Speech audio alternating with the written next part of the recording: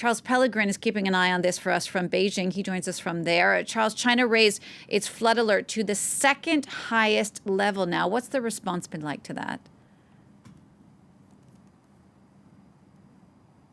That's right, the second highest level in a four-tier system. And President Xi Jinping himself explaining that China has now entered a critical period in flood control. So what does that mean exactly? I'll give you two examples. In Jiangxi province, one of the worst hit provinces by these floods, there's China's largest freshwater lake that's seen water levels reach historic highs above 22.5 meters.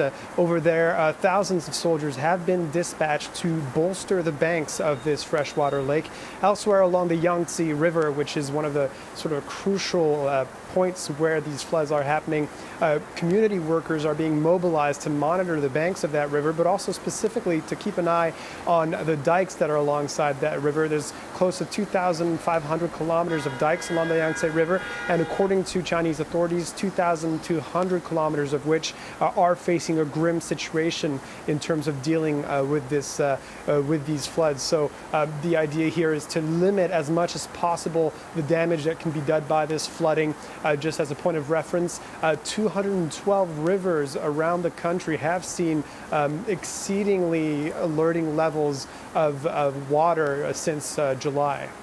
Charles, China, of course, already reeling from the impact of COVID-19. What kind of impact might this new disaster have on the country? That's right. There's a bit of a compounding effect here with China still reeling from the impact of the ongoing pandemic of COVID-19.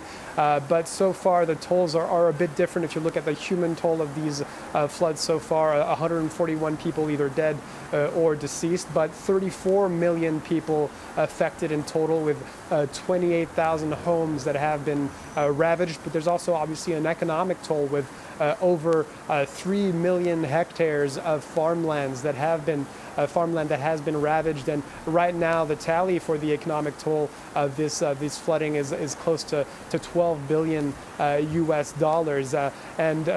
These numbers, they also represent people's livelihoods, and people's livelihoods have already been deeply affected by the COVID-19 pandemic and the lockdown that ensued. Just to remind you, in the first quarter of 2020, China's economy went into negative growth, went into recession, minus 6.8%. And this is a country that's seen a growth of over 6% for the past 20 years or more. Charles, thank you for that. Charles Pellegrin reporting for us from Beijing.